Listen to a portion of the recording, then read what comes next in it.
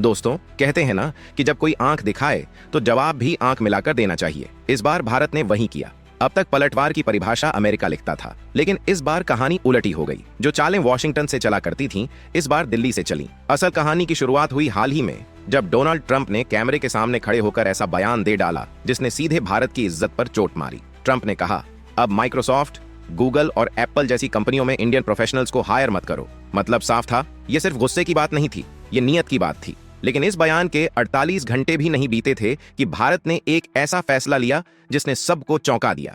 भारत ने digital tax के नाम पर उन अमेरिकी कंपनियों पर वार कर दिया जिनकी ताकत पर ट्रंप इतराते थे। Google, Amazon, Apple, Meta. अब सवाल ये उठता है, आखिर ये डिजिटल टैक्स है क्या, और क्यों ये अमेरिका के लिए इतना बड़ा झटका बना? दरअसल अमेरिका की बड़ी टेक कंपनियां भारत से हर साल लगभग 1.2 लाख करोड़ रुपए कमाती हैं। गूगल अकेले 400 करोड़, अमेजन 35,000 करोड़, एप्पल 1,000 करोड़ और मेटा 15,000 करोड़ रुपये। लेकिन इतनी कमाई के बावजूद ये कंपनियां भारत में सही टैक्स नहीं देती थीं। इनका बहाना था, हमारा तो यहाँ स्थायी दफ्तर ही नहीं है, टैक्स क्यों दें? भारत ने 2020 में इस बहाने का जवाब दिया, डिजिटल टैक्स और इक्वलाइजेशन लेवी लागू करके। इसके तहत भारत ने तय कर दिया कि जो भी विदेशी कंपनी भारत में डिजिटल विज्ञापन बेचेगी उस पर 6% टैक्स, और जो भी कंपनी भारत के उपभोक्ताओं को ऑनलाइन प्रोडक्ट या सर्विस बेचेगी उस पर 2% टैक्स। मतलब अब साफ संदेश, जहां से कमाओ वहीं टैक्स भरो। अमेरिका को ये कदम रास नहीं आया। ट्रंप ने भारत को टैरिफ का डर दिखाया, पर भारत ने भी मुस्कुराकर कह दिया, टैरिफ पर बात करेंगे, लेकिन टैक्स हटाने का सवाल ही नहीं। यहाँ से असली खेल शुरू हुआ। जब अमेरिका ने धमकी दी तो भारत ने बातचीत ही रोक दी और डिजिटल टैक्स की समीक्षा शुरू कर दी। यहाँ तक कि साफ संकेत दिया, जरूरत पड़ी तो टैक्स 2% से 4% और 6% से 8% भी हो सकता है। सोचिए, अगर ऐसा हुआ तो गूगल, अमेजन, मेटा जैसी कंपनियों को अरबों का नुकसान होगा। क्यों? क्योंकि भारत दुनिया का सबसे बड़ा और सबसे तेजी से बढ़ता डिजिटल बाजार है। आज 70 करोड़ लोग इंटरनेट का इस्तेमाल कर रहे हैं और आने वाले समय में ये संख्या 100 करोड़ को पार करेगी। यानी अमेरिका की कंपनियों के लिए भारत सबसे बड़ा रेवेन्यू सोर्स है। लेकिन भारत ने साफ कर दिया, अब ये सिर्फ बाजार नहीं, नियम भी यहीं तय होंगे। ट्रंप को शायद यही सबसे ज्यादा खटका। भारत ने चुपचाप एक ऐसा कदम उठाया जिसने अमेरिका की पुरानी आदत दुनिया को अपनी रूल बुक से चलाने की तोड़ दी। और सबसे दिलचस्प बात, जब अमेरिका ने इसे WTO में चुनौती दी तो भारत ने साफ कह दिया, हम नेशनलिटी नहीं देखते, हम देखते हैं पैसा कहां से आता है और कहां जाता है। WTO ने भी भारत के पक्ष में फैसला सुनाया। दोस्तों, अब सवाल ये नहीं है कि डिजिटल टैक्स 2% है या 6%। सवाल ये है कि क्या भारत को और आत्मविश्वासी होना चाहिए? क्या दुनिया को अब बता देना चाहिए कि इस बाजार की कीमत भारत तय करेगा? आपकी क्या राय है? हमें डिजिटल टैक्स और सख्त करना चाहिए या ऐसे ही रखना चाहिए? कमेंट बॉक्स में लिखिए। और अगर मेहनत अच्छी लगी तो वीडियो को लाइक, शेयर और सब्सक्राइब जरूर करें। जय श्री राम।